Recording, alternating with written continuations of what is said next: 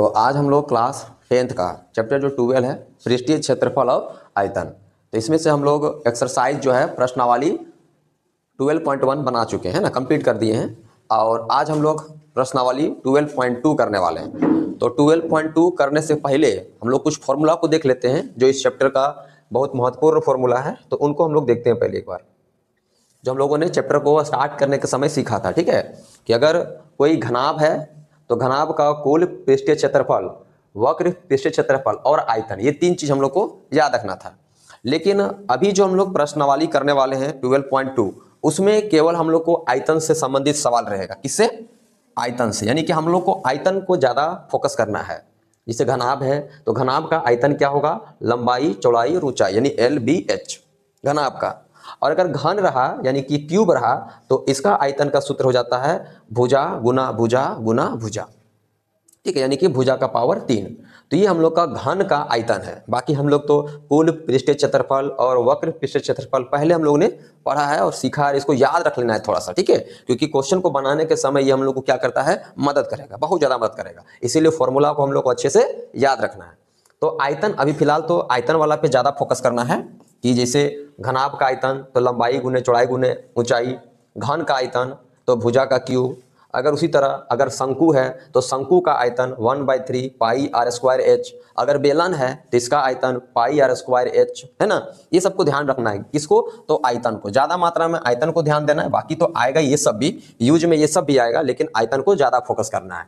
गोला का अगर आएगा तो गोला का आयतन हो जाएगा 4/3 पाई आर क्यूब। और अर्धगोला की बात करेंगे तो अर्धगोला का आयतन हो जाता है 2/3 पाई आर क्यूब।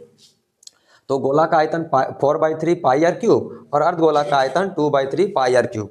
ये दोनों का आयतन देखते हैं तो इसका आयतन से ये वाला क्या होता है? आधा होता है, क्योंकि ये पूरा गोला होता है, ये आधा गोला होता है।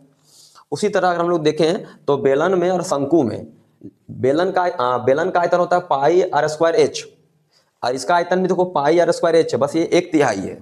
मतलब इसका आयतन का 1/3 आयतन क्या होता है? शंकु का होता है। अब हम लोग आते हैं सवाल पे, जो सबसे पहला सवाल है ना। तो क्या है कि एक ठोस एक अर्धगोले पर खड़े एक शंकु के आकार का है और जिसका त्रिज्या 1 सेंटीमीटर है तथा शंकु की ऊंचाई उसकी त्रिज्या के ही बराबर है। तो इस ठोस का आयतन पाई के पद में ज्ञात करना है। सबसे पहले तो हम लोग इस जो जहां पे बोला जा रहा है उसके आधार पर एक ठोस तैयार करते हैं, एक 3D फिगर बनाते हैं। इसमें क्या क्या बोला गया? तो दो चित्र दिख रहा है, एक अर्धगोला और एक शंकु। और अर्धगोला के ऊपर किसको रखा गया है? शंकु को। और इसमें बोला गया कि पाई का मान को नहीं रखना है, क्योंकि पाई के ही पद में आंसर चाहिए। हाँ, लेकिन बोला रहता, कुछ नहीं बोला रहता पाई के बारे में, तो फिर हम लोग जान रहे हैं पाई के बारे में कितना रखते हैं? 22/7। जब तक कुछ नहीं बोला जाता तब हम लोग क्या करते हैं? 22/7 ही रखते हैं। लेकिन कभी कभी बोल दिया जाता है, जैसे भी बोल दिया, तो हम लोग नहीं रखते हैं। या फिर पाई का वैल्यू हम लोग 3.14 भी रखते हैं। तो आते हैं, सबसे पहले हम लोग एक अर्धगोला बनाते हैं। क्या बनाएंगे? अर्धगोला। और इस अर्धगोला के ऊपर किसको बनाएंगे? शंकु को।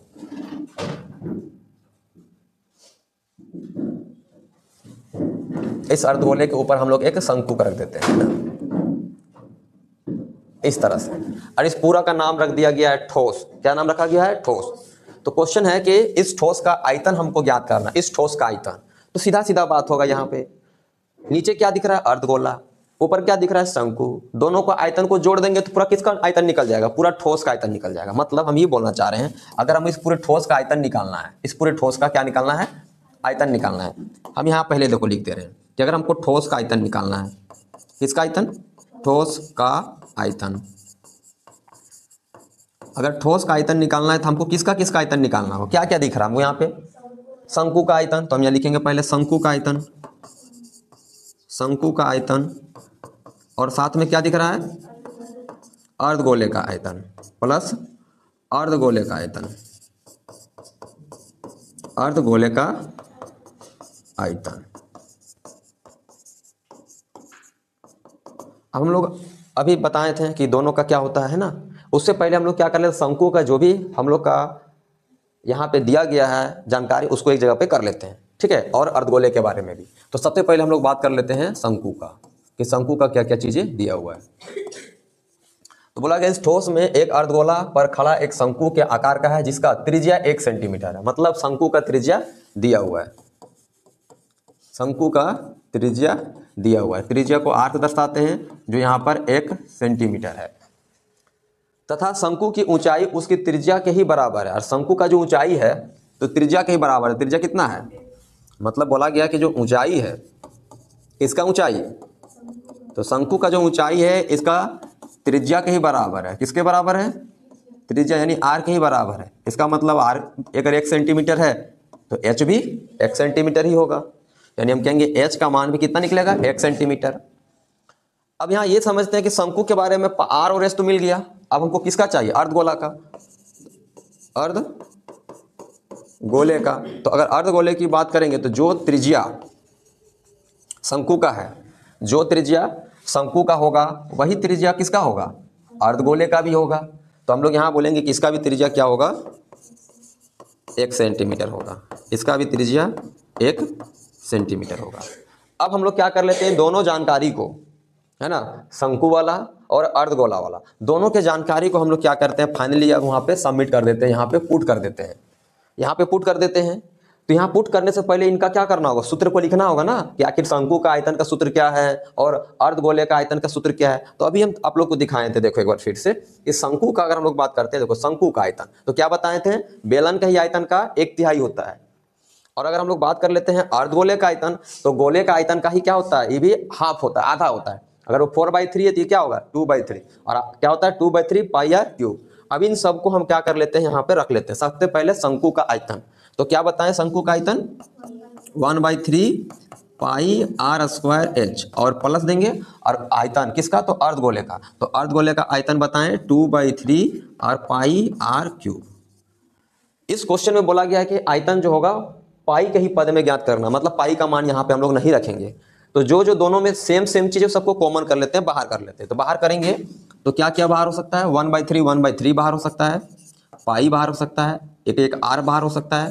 तो यहाँ से पूरा आर बच रहा है एक, और एक एच बचेगा, प्लस यहाँ से 2 बचेगा, क्योंकि 1/3 तो बाहर आ गया है ना, पाई भी बाहर हो गया, और 3 गो आर में से 2 गो आर क्या करेगा, इसमें बचेगा, अंदर ही बचेगा, क्योंकि एक ही आर बाहर निकला है। तो ऐसा करते हैं हम लोग कि 2 तो बाहर हो सकता है ना, क्योंकि आर स्क्वायर यहाँ आर का पावर 3 है, तो 2 को तो बाहर हो सकता है। अगर 2 को बाहर हो जाएगा तब देखो कितना बचेगा, तब यहाँ से केवल एच बचेगा, और यहाँ से 2 बचेगा, और एक यहाँ से आर बचेगा, क्योंकि 2 को बाहर हो रहा है तो 2 बाहर कर लेते हैं, क्योंकि आर स्क्वायर यहाँ भी आर का पावर 3 गो है, जिसका मतलब आर का पावर तो 2 गो है यहाँ पे। अब हम लोग यहाँ पे रखते हैं मान, तो 1/3 रहेगा, पाई भी रहेगा, आर का मान 1 है तो 1 का स्क्वायर हो जाएगा, अंदर में एच का भी मान 1 है, प्लस 2 इंटू आर का मान 1 है। तो यहाँ से हो जाएगा 1/3 पाई, 1 का पावर कुछ भी रहे क्या मिलता है 1, और 1 को किसी भी संख्या से मल्टीप्लाई करने से भी 1 ही आता है। मतलब अंदर में देख लेते हैं 2 1 2 और 1 3, तो अंदर में कितना मिला 3, 3 से 3 कट गया, आंसर कितना मिला पाई, कितना मिला पाई। और हम लोग जानते हैं ये सब सेंटीमीटर में है, और आयतन जब निकालते हैं तो सेंटीमीटर का पावर क्या हो जाता है 3, मतलब क्यूब, इसको पढ़ते हैं सेंटीमीटर क्यूब। क्या पढ़ेंगे, सेंटीमीटर क्यूब। जब आयतन होता है तो हमेशा वो क्यूब में रहता है, और अगर क्षेत्रफल होता है तो हमेशा स्क्वायर में होता है, यानी पावर 2 में होता है। तो यहाँ पे जो सवाल था इसमें आयतन निकालने बोला गया, किसका आयतन निकालने बोला गया, पूरा ठोस का। ठोस में 2 चीज था, एक अर्धगोला, ऊपर में शंकु, इसीलिए हम लोग दोनों का क्या किए, आयतन निकालकर दोनों को ऐड कर दिए। किसका किसका आयतन, शंकु का आयतन प्लस अर्धगोले का आयतन। शंकु का आयतन का सूत्र क्या हुआ, तो 1/3 पाई आर स्क्वायर एच, और अर्धगोले का आयतन क्या हुआ, तो 2/3 पाई आर क्यूब। इसमें रख दिए तो हमारा आंसर हो गया। समझ में आया, कोई तो दिक्कत है क्या।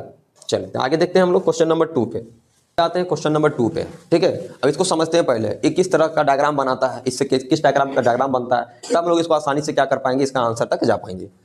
एक इंजीनियरिंग के विद्यार्थी, किस चीज का विद्यार्थी है, हाँ, तो एक इंजीनियरिंग के विद्यार्थी रचेल से एक पतली अल्युमिनियम की सीट का प्रयोग करते हुए एक मॉडल बनाने को कहा गया है, जो एक ऐसे बेलन के आकार का है जिसके दोनों सिरों पे 2 शंकु लगे जुड़े हुए हैं।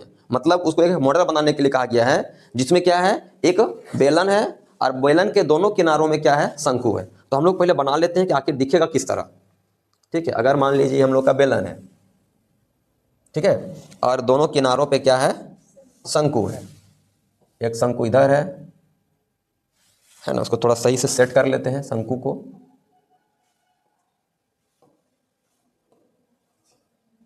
ठीक है, एकदम ऐसा ही शंकु एक हम लोग नीचे तरफ भी बना लेते हैं, है ना, एक शंकु हम लोग नीचे तरफ भी बना लेते हैं।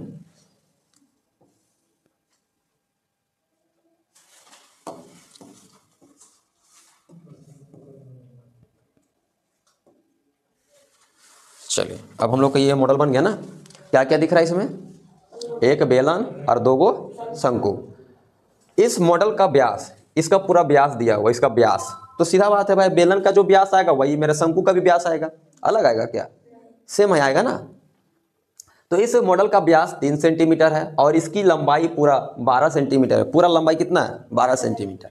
यदि प्रत्येक शंकु का ऊंचाई, लेकिन अपना अपना ऊंचाई दिया हुआ है, शंकु का ऊंचाई इधर और इधर अपना अपना ऊंचाई दे दिया शंकु का, 2-2 सेंटीमीटर का ऊंचाई है।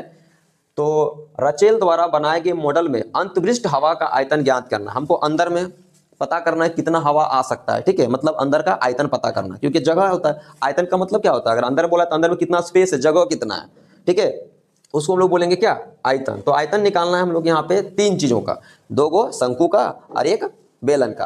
तो 2 गो शंकु का निकालने का मतलब क्या हुआ, एक गो शंकु को निकाल के उससे 2 से गुना कर देंगे तो 2 शंकु का निकल जाएगा। और एक बेलन है हम लोग का, तो बेलन का तो हम लोग को मालूम है। तो पहले यहाँ डायग्राम में पूरा और अच्छे से देखते हैं, इसका ऊंचाई अपना कितना दिया हुआ है, इसका पूरा अपना ऊंचाई क्या दिया हुआ है। तो इन दोनों का अपना ऊंचाई देखेंगे तो 2-2 सेंटीमीटर है, इधर से 2 सेंटीमीटर और इसका 2 सेंटीमीटर। लेकिन अगर हम लोग बात करते हैं पूरा का, तो पूरा यहाँ से लेकर यहाँ तक का जो ऊंचाई है वो 12 सेंटीमीटर है। कितना है, 12 सेंटीमीटर। तो हमको केवल बेलन का पता करना होगा, तो क्या करना होगा, पूरा का ऊंचाई में, पूरा के ऊंचाई में इधर का ऊंचाई और इधर का ऊंचाई को माइनस करेंगे, तब जाके हमको केवल बेलन का ऊंचाई पता चलेगा। किसका ऊंचाई, बेलन का ऊंचाई। तो सबसे पहले हम लोग इस सवाल को बनाने से पहले इसके जितनी भी जानकारी है उसको लिखते हैं। ये क्वेश्चन नंबर हम लोग का 2 है, जिसका हम लोग सॉल्यूशन करने जा रहे हैं। और इसमें सबसे पहले हम शंकु के बारे में जिक्र करेंगे। शंकु यानी इंग्लिश में इसको हम लोग कोन बोलते हैं।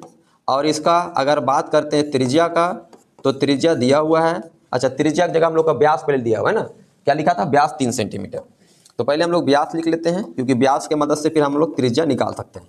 तो व्यास यानी कि d, और ये दिया हुआ है 3 सेंटीमीटर। फिर हम लोग निकालेंगे इसका त्रिज्या, और त्रिज्या को दर्शाते हैं r से, और r निकालने का सूत्र होता है d/2 यानी कि 3/2। तो ये हम लोग का क्या निकल गया, त्रिज्या। अब इसका r और बात करते हैं h का, तो इसका h भी दिया हुआ है, h मतलब ऊंचाई। तो ऊंचाई कितना दिया हुआ है, ऊंचाई कितना दिया हुआ है, हाँ, इसका ऊंचाई जो दिया हुआ है 2 सेंटीमीटर दिया हुआ है। 12 सेंटीमीटर पूरा मॉडल का ऊंचाई है। और हम लोग यहाँ जो जिक्र कर रहे हो केवल शंकु के बारे में बात कर रहे हैं। तो शंकु का 2 चीज़ यानी कि उसका त्रिज्या और उसका ऊंचाई निकल गया, क्योंकि हम लोग इसका सूत्र में 2 चीज़ ही चाहिए, r चाहिए और h चाहिए। अब हम लोग बात करने किसके ऊपर बात करेंगे, बेलन के ऊपर की बात, कि बेलन के पास क्या जानकारी क्या क्या हम लोग के पास जुटल है ना, कि बेलन के पास क्या क्या हमारा इंफॉर्मेशन है। तो बात कर लेते हैं बेलन का। तो बेलन का जो त्रिज्या है वो भी तो सेम ही होगा, किसका त्रिज्या का, शंकु का त्रिज्या का। तो शंकु का त्रिज्या निकला था 3/2, तो इसका भी त्रिज्या होगा 3/2 सेंटीमीटर। इसका अगर हम लोग ऊंचाई की बात करते हैं, तो ऊंचाई हम लोग निकाल लेते हैं। इसका ऊंचाई कैसे निकलेगा, तो टोटल 12 सेंटीमीटर है, 2 सेंटीमीटर ऊपर से गया, 2 सेंटीमीटर नीचे वाला शंकु से गया, तो बचा कितना, केवल 8 सेंटीमीटर। तो ये 8 सेंटीमीटर किसका ऊंचाई निकला, बेलन का। अब हम लोग को जो निकालना है क्या निकालना है, पूरे इस मॉडल का, किसका निकालना है, मॉडल का। तो अगर मॉडल का आयतन निकालना है तो हमको किसका किसका आयतन निकालना पड़ेगा, 2 गो शंकु का और एक बेलन का। तीनों का हम लोग आयतन निकालते हैं इस तरह से, ध्यान दोगे। इसको थोड़ा सा ऊपर कर लेते हैं, अच्छा कुछ छूट रहा है।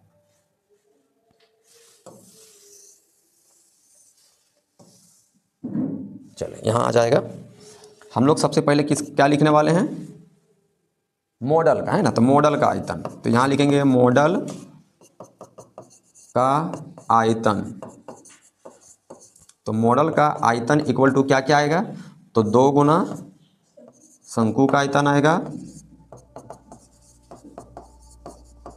2 गुना शंकु का आयतन प्लस कई वो यहाँ पे है बेलन का है, एक एक है, हाँ, तो सीधा लिख देंगे बेलन का आयतन, बेलन का आयतन, बेलन का आयतन। अब हम लोग यहाँ पे सूत्र को रखते हैं, तो ध्यान दोगे ये बराबर है ना, तो बराबर नीचे बराबर दे रहे हैं। इसका फॉर्मूला पुट करते हैं, तो 2 गुना शंकु का आयतन का सूत्र अभी बताए थे 1/3 पाई r² h प्लस बेलन का आयतन। तो बेलन का आयतन क्या क्या होता है, पाई r² h। यहाँ पे जो जो सेम दिख रहा है उसको पहले बाहर कर लेते हैं, ठीक है। तो यहाँ सेम सेम में दिख रहा है एक पाई, दोनों का आर स्क्वायर, लेकिन एच अलग अलग है। ठीक है, तो फिलहाल एच अलग अलग है तो एच का नाम अलग अलग रख देते हैं, इसका H1, इसका नाम H2 कर देते हैं। तो शंकु वाला का H1 और बेलन वाला का नाम H2 कर देते हैं। अब जो बच रहा है अंदर में उसको लिख लेते हैं। यहाँ से बच रहा है 2/3, केवल 2/3 बच रहा है और H1 बच रहा है, प्लस यहाँ से पाई आर स्क्वायर बाहर निकला तो यहाँ से तो केवल क्या बच रहा है H2। अब हम लोग यहाँ पे मान को रखते हैं, जैसे कि पाई का मान को रखेंगे 22/7, आर का मान यहाँ पे दिख रहा है दोनों का सेम है, कितना है तो 3/2 है, तो 3/2 और 3/2 दो बार रखेंगे, अंदर में 2/3 है और H1, तो H1 यानी कि 2 आएगा, प्लस H2 यानी कि 8 आएगा। अब बाहर में पहले यहाँ देखते हैं क्या कितना मल्टीप्लाई हो सकता है। तो यहाँ पे हम लोग का जा रहा है, कट रहा है ना, ये 2 का टेबल में 11 बार में आएगा, तो मल्टीप्लाई करने से 3 3 जा 9 और 9 का 11 से मल्टीप्लाई करने से मिलेगा 99 और नीचे 7 2 जा 14। अब यहाँ अंदर वाला में देख लेते हैं क्या क्या मिलेगा।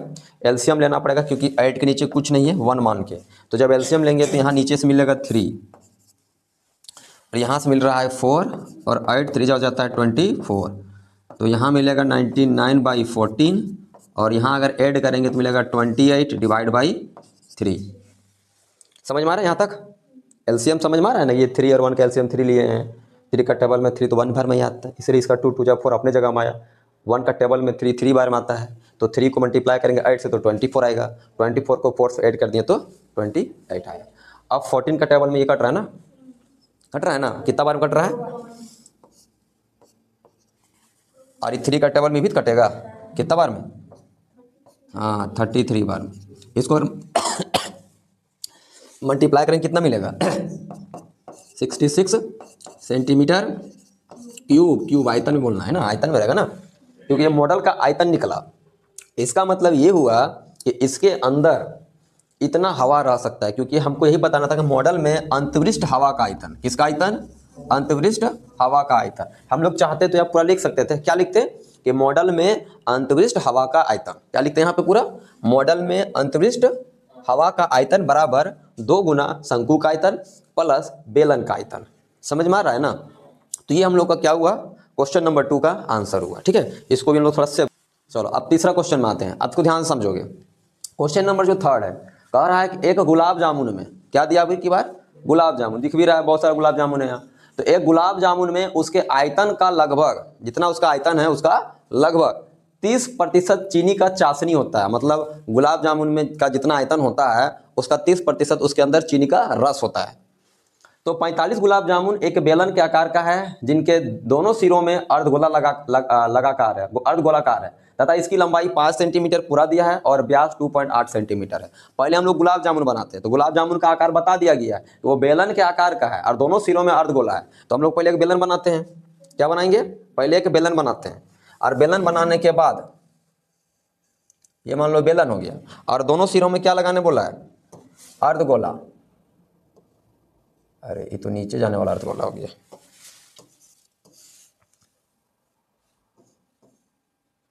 ठीक है, ये अर्धगोला हो गया।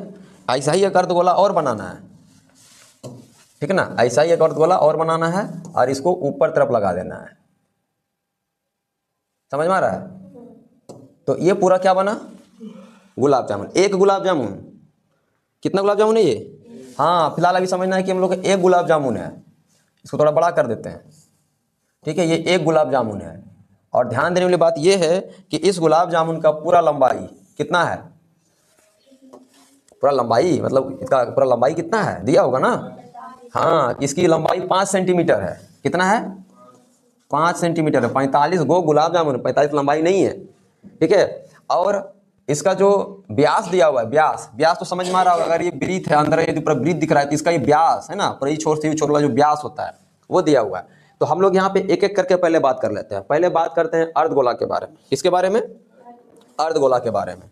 ये हम लोग क्वेश्चन नंबर 3 सॉल्व करने जा रहे हैं, क्वेश्चन नंबर 3, जिसमें सबसे पहले हम लोग अर्धगोला के ही बारे में बात करेंगे। अर्धगोला है ना, अर्धगोले लिख देते हैं, अर्धगोले। तो इसका अगर हम लोग व्यास की बात करते हैं तो दिया हुआ है, व्यास कितना दिया हुआ है, व्यास को दर्शाते हैं हम लोग डी से दर्शाते हैं, डायमीटर है ना, और ये दिया हुआ है 2.8 सेंटीमीटर। तो अगर हम लोग इसका त्रिज्या निकालते हैं तो त्रिज्या दर्शाते हैं आर से, और आर का फॉर्मूला होता है d/2, यानी कि 2.8 डिवाइड बाई 2। अगर इसको हम लोग कैंसिल करते हैं तो 1.4 मिलेगा, तो 1.4 सेंटीमीटर आ रहा है। अब यहाँ ये समझना है, समझने वाली बात ये है कि इसका जो अर्धगोले का जो त्रिज्या है, इसका त्रिज्या, अर्धगोला का त्रिज्या, मतलब आप समझ लो कि यहाँ से लेकर ये वाला जो त्रिज्या है, इधर जितना होता उतना इधर भी होता है, तो इसका भी त्रिज्या जितना इधर होगा उतना ही इधर होगा। कुल मिला के यहाँ से लेकर यहाँ तक का लंबाई और यहाँ से लेकर यहाँ तक का लंबाई पता चल गया कितना है। इस जगह से लेकर इस जगह का लंबाई और इस जगह से लेकर इस जगह का लंबाई, इधर भी 1.4 हो गया, कितना हो गया 1.4, इधर भी हो गया 1.4 सेंटीमीटर। तो बताओ जो बीच में बचा वो किसका लंबाई दिख रहा है? बेलन का लंबाई, यानी बेलन का त्रिज्या भी वही होगा।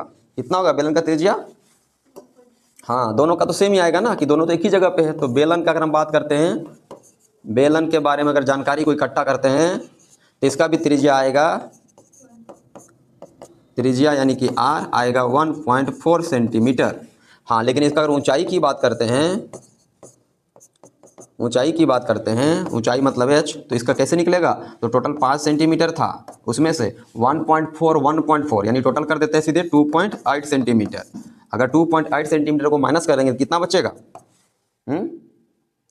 कितना बचेगा? 2.2 सेंटीमीटर बचेगा। तो ये जो हाइट निकला वो किसका हाइट निकला? बेलन का हाइट निकला। किसका हाइट निकला? बेलन का। हमको निकालना है पहले एक गुलाब जामुन का पहले आयतन निकालते हैं। कितना का आयतन? एक गुलाब जामुन का। तो ध्यान देना, अगर लिखते हैं गुलाब जामुन का आयतन, गुलाब जामुन है ना, गुलाब जामुन है ना, हाँ, गुलाब जामुन का आयतन। तो गुलाब जामुन का अगर आयतन निकालेंगे तो हम लोग को साफ साफ दिख रहा है, 2 गो अर्धगोला का आयतन निकालना होगा। कितना का? 2 गो अर्धगोला का आयतन, और प्लस करना होगा एक बेलन का आयतन के साथ, बेलन का आयतन। लेकिन अब थोड़ा ध्यान दोगे, ये निकलेगा, इससे निकालेंगे तो एक का निकलेगा, यानी एक गुलाब जामुन का आयतन। किसका निकलेगा? एक गुलाब जामुन का आयतन, क्योंकि एक गुलाब में क्या दिख रहा है? 2 गो अर्धगोला और 1 गो बेलन। इससे क्या निकल रहा है? एक गुलाब जामुन का आयतन। हमको निकालना कितना का? 45 गुलाब जामुन का। इसका मतलब इस पूरे को 45 से गुना करना होगा, यानी एक ही बार देखो, अगर हमको पूरा 45 गुलाब जामुन का निकालना होगा तो क्या करना होगा? 45 गुना गुलाब जामुन का आयतन। इधर भी क्या करना होगा? 45 से मल्टीप्लाई करना होगा, तभी जाके मेरा क्या निकलेगा? पूरा का निकलेगा। या तो लास्ट में निकालने के बाद 45 से गुना करते हैं, बात ही है। जैसे एक का निकाल लेते हैं और 45 से गुना कर देते हैं तो 45 गुलाब जामुन का निकल जाता है। तो हम डायरेक्ट यहीं पे पुट कर दे रहे हैं। ठीक है, देखो कैसे हल करेंगे अब इसको। ये हो गया मेरा 45 बाहर, क्योंकि 45 गुलाब जामुन, इसीलिए ये 2 आ रहा है। ये अर्धगोला का आयतन, तो अभी बताए थे अर्धगोला का आयतन कितना होता है? तो 2/3 और साथ में πr³ प्लस बेलन का आयतन क्या बताए थे? तो केवल πr²h, ये है बेलन का आयतन। अब यहाँ से जो जो तुमको कॉमन मिल रहा है बाबू सब निकाल दो बाहर। क्या क्या दिख रहा है कॉमन? तो कॉमन में हमको मिल रहा है एक पाई है ना, और r का स्क्वायर, और कुछ तो मिल नहीं रहा है ना, क्योंकि h तो अलग अलग है। तो अब यहाँ अंदर बचेगा 4/3, पाई तो बाहर निकला, एक यहाँ से r बच रहा है, प्लस यहाँ से πr² बाहर निकला, यानी कि h बच रहा है। तो ये हो गया 45, ये हो गया 22/7 इंटू r का पावर 2। तो यहाँ r कितना है? तो r यहाँ 1.4 का स्क्वायर हो जाएगा, यानी यहाँ 1.4 इंटू 1.4 पर लिख देते हैं ना एक बार, 1.4 इंटू 1.4 2 आएगा, और यहाँ पुट करेंगे तो 4/3, और यहाँ भी आएगा 1.4, और प्लस में h है, और h का मतलब कि बेलन का ऊंचाई जो 2.2 है। ठीक है, तो ये हम लोग का फिलहाल जो भी डाटा था सबको रख दिए हैं। अब हम लोग इसको क्या करेंगे? सोल्व करेंगे। अच्छे से करना पड़ेगा क्योंकि नंबर्स यहाँ बहुत ज़्यादा है। सबसे पहले इसको काट कर लेते हैं, पॉइंट हटा के पहले ये जाएगा नीचे 10 और ये जाएगा नीचे 10। तो 7 का टेबल में ये कटेगा कितना बार में? 2 बार में। नीचे 100 जो 10 10 है वो 100 है। ठीक है, इसको रहने देते ताकि पॉइंट सीधे क्या करेंगे? मल्टीप्लाई करने के बाद पुट कर देंगे। लेकिन अगर कट रहा है तो कुछ बार काट लेते हैं, जैसे कट रहा है 2 का टेबल में, ये 2 का टेबल में कट रहा है 2 5 जा 10, और ये 5 का टेबल में कट रहा है 5 9 जा 45। ठीक है, अब रहने देते हैं 10 को। अब जो बच रहा है उसको पहले लिख लेते हैं। क्या क्या दिख रहा है? 14 और यहाँ से 22 और 9, तो ऊपर में यहाँ बच रहा है 9, फिर आ रहा है 22 और फिर मिल रहा है 14 और नीचे से यहाँ पूरा में कितना मिल रहा है 10 और यहाँ मल्टीप्लाई करेंगे तो अगर इसका पॉइंट हटाते हैं, पॉइंट हटाएंगे तो नीचे 10 आएगा। ठीक है, पॉइंट हटेगा तो नीचे 10 आएगा। तो ऊपर बचेगा 4 × 14 और नीचे यहाँ से बचेगा 30। इसका नीचे से अगर एलसीएम इसका भी 10 कर लेते हैं तो ये बचेगा प्लस में 22/10। अब इसका 10 और 30 का क्या कर लेंगे हम लोग, एलसीएम ले लेते हैं। ठीक है, स्पेस बनाते हैं यहीं पे कहीं, है ना। क्वेश्चन को थोड़ा छोटा कर देते हैं, इसको इधर चिपका देते हैं, ये पूरा को थोड़ा ऊपर कर लेते हैं।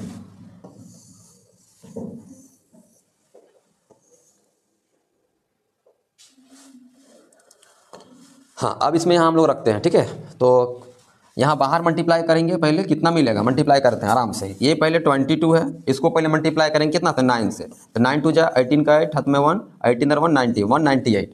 फिर यहाँ पे 14 है तो 14 से मल्टीप्लाई कर लेते हैं, है ना। 32 का 2 हाथ में 3, 4 9 36, 36 37 38 39 का 9 हाथ में 3, 4 3 7। फिर यहाँ से मिलेगा 198, यहाँ से 2 मिला, 17 का 7 हाथ में 1 जाएगा, फिर 17 के 7 हाथ में 1 जाएगा, ये इतना मिला पूरा मल्टीप्लाई करने से। ठीक है, कितना रहा है 2772 डिवाइड बाई 10 और अंदर में अगर एलसीएम ले लेते हैं तो मिलेगा 30, क्योंकि 30 का एलसीएम 30 मिलेगा और इसका खुद का अपना है 56 हो जाएगा, 14 4 जा, और यहाँ से मल्टीप्लाई होगा कितना बार में, 10 है 30 तो 3 बार में, तो 3 से मल्टीप्लाई करेंगे तो 66। ऊपर ऐड करो कितना मिल रहा है 2772 डिवाइड बाई 10 इंटू, इसको ऐड करने से मिलेगा 6 6 2 12, 11 और 1 12, यहाँ से मिल रहा है 30। ठीक है, 3 का टेबल में कटेगा क्या, 3 9 जा 27, 3 2 जा 6, हाँ ये 3 का टेबल में कट रहा है, इसको काट के कर देते हैं 10 और इसको काट कर देते 3 का टेबल में, 3 9 जा 27 और फिर यहाँ से 3 2 जा 6, 1 3 4 जा 12। अब नीचे तो 10 10 100 हो गया है, तो ये आसान करेगा क्या काम को कि पॉइंट लगा को 112, तो 1127 और 28 आएगा, नीचे कितना 100 है ना 100। इसको अगर डिवाइड भी दे देंगे तो कितना मिल जाएगा 1127.28 सेंटीमीटर क्यूब। तो ये जो निकला वो क्या निकला है, तो ये निकला है हम लोग का 45 गुलाब जामुन का पूरा आयतन। हम लोग को आगे क्या निकालना है, चीनी का चाशनी। तो जो चीनी का चाशनी है, चीनी का चाशनी, तो ये बोला गया कि जो चीनी का चाशनी है वो कितना प्रतिशत है, पूरा गुलाब जामुन जितना होगा उसका 30% है ना, तो 30% किसका, तो पूरा गुलाब जामुन का आयतन का। तो गुलाब जामुन का आयतन पूरा निकाल चुके हैं कितना, तो 1127.28। अभी 30% का मतलब होता है 0.30, इसको मल्टीप्लाई करेंगे 1127.28 के साथ। ठीक है, इसको मल्टीप्लाई करके थोड़ा चेक करते हैं बड़ा सा नंबर, तो आंसर आना चाहिए 338.184 सेंटीमीटर क्यूब। इसको लगभग हम लोग लिख सकते हैं 338, कितना लिख सकते हैं, हाँ इसको लिख सकते हैं हम लोग 338 सेंटीमीटर क्यूब। तो इतना जो आयतन होगा वो चीनी का चाशनी का आयतन बताएगा। ठीक है, किसका आयतन देगा, ये चीनी का चाशनी। तो ये हम लोग का क्वेश्चन नंबर 3 है, जिसमें हम लोग का एक गुलाब जामुन का आयतन में बताया गया था कि एक गुलाब जामुन में कितना आयतन है उसका चीनी का, तो 30%। तो हम लोग क्या कर लिए, पहले 45 गुलाब जामुन का निकाल लिए हैं और फिर टोटल गुलाब जामुन का चीनी का चाशनी निकाल दिए 30% कितना, तो पूरे का आयतन का। तो जब इसको मल्टीप्लाई करेंगे, देखो 30% का मतलब होगा इतना, देखो 30% का मतलब होता है 30/100 और इसको जब 2 जीरो से डिवाइड देंगे तो क्या देगा 0.30, इसलिए डायरेक्ट लिख दिए हम लोग 30% की जगह पे क्या 0.30। समझ में आ रहा है ना। और ये वाला यहाँ वाला वैल्यू जो है उसको रख दिए, और जब दोनों को मल्टीप्लाई किए तो आया 338.184 सेंटीमीटर क्यूब। अभी अप्रॉक्सीमेटली आंसर दे रहा था, इसीलिए हमने इसको लिख दिया 338 सेंटीमीटर क्यूब। तो हाँ ये देखो 338 है ना, इसको पूरा लिख रहे हैं और पॉइंट के बाद वाला को उसको छोड़ दे रहे हैं। ठीक है, मतलब सीधा सीधा नंबर ले रहे हैं 338।